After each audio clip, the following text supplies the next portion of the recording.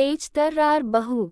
छोटे बेटा बहू कई दिनों से मुझे मुंबई आने कह रहे थे, लेकिन इनके जाने के बाद मेरी सहेलियों ने मुझे बताया था कि गांव का घर तेरा अपना है, इसे छोड़कर मत जाना।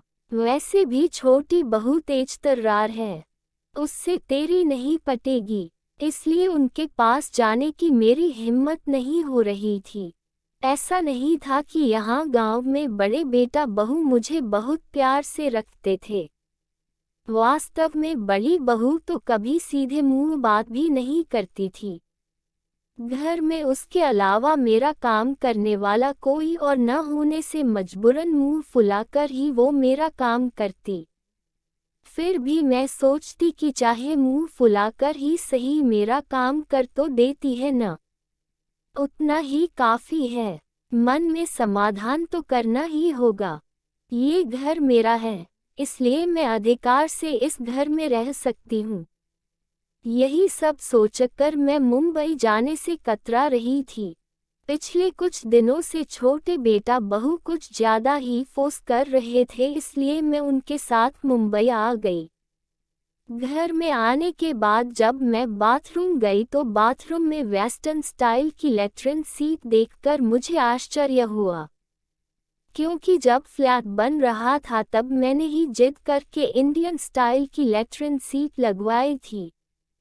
तब मुझे वेस्टर्न पैटर्न बिल्कुल नहीं सुहाता था, लेकिन अब घुटनों के ऑपरेशन के बाद तेजतर्रार बहू ने मेरी सुविधा का इतना ख्याल रखा, ये देखकर सुखद एहसास हुआ। दूसरे दिन शाम की चाय के बाद सब लोग हॉल में बैठे थे, तो शिल्पा छोटी बहू ने कहा, मम्मी जी चलिए हम सब मॉल में घूमने चलते हैं।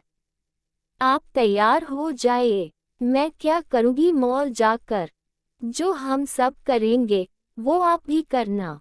नहीं बेटा मैं घर में ही ठीक हूँ, तुम सब लोग जाओ। आखिर आप हमारे साथ मॉल में क्यों नहीं आना चाहती? शिल्पा, यदि मम्मी नहीं आना चाहती तो रहने दो न, बेटे ने कहा। आप रहने दीजिए जी, आपको किसने कहा हम दोनों के बीच में बोलने को? बेटा मुंह बनाकर चला गया। शिल्पा ने फिर कहा, प्लीज मम्मी जी चलिए न। देख बेटा, 75 साल की उम्र में मैं जल्दी जल्दी चल भी नहीं पाती हूँ। तुम में से किसी को मेरा हाथ पकड़ना पड़ेगा। मेरी वजह से तुम लोगों को भी धीरे धीरे चलना पड़ेगा। ऐसे में बिना वजह तुम सबका मजा भी किरकिरा हो जाएगा। और मॉल में वो क्या बोलते हैं एक्सीलेटर आदि पर चलना भी मुझे नहीं आता। मम्मी जी, जब आपके बच्चे छोटे थे, छोटे छोटे पैरों से तेज नहीं चल सकते थे, तब आप भी उनके साथ धीरे धीरे ही चलती थी न। बच्चे तेज नहीं चल सकते, इसलिए क्या आप उन्हें घर में छोड़कर अकेले घूमने जाती थी नहीं न?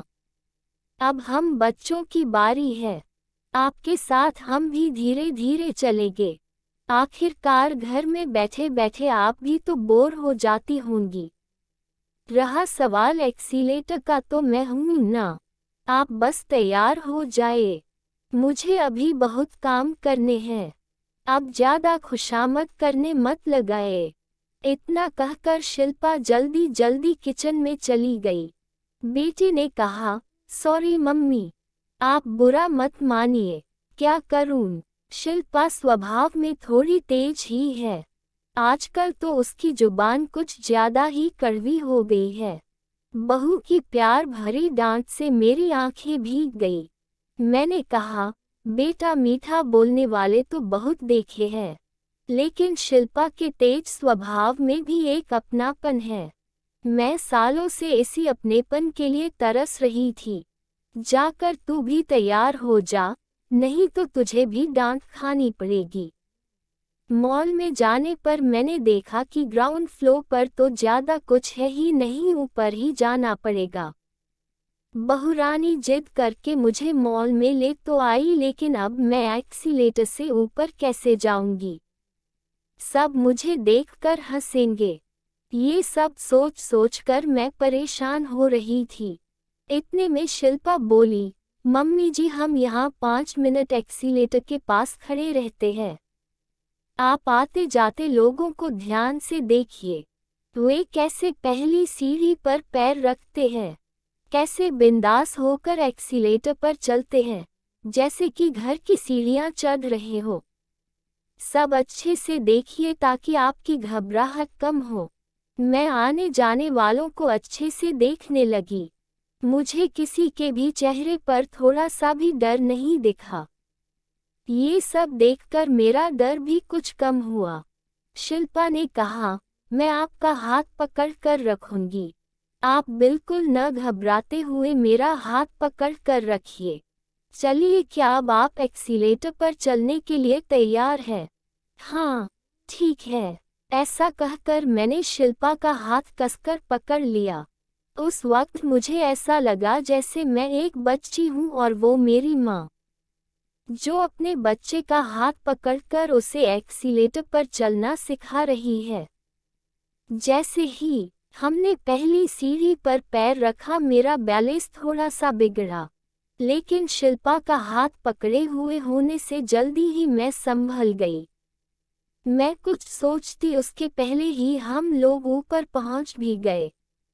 जब भी मैं पिक्चरों में एक्सीलेटर देखती तब हमेशा सोचती थी कि काश, क्या मैं भी कभी ऐसी सीढ़ियों पर चढ़ पाऊंगी।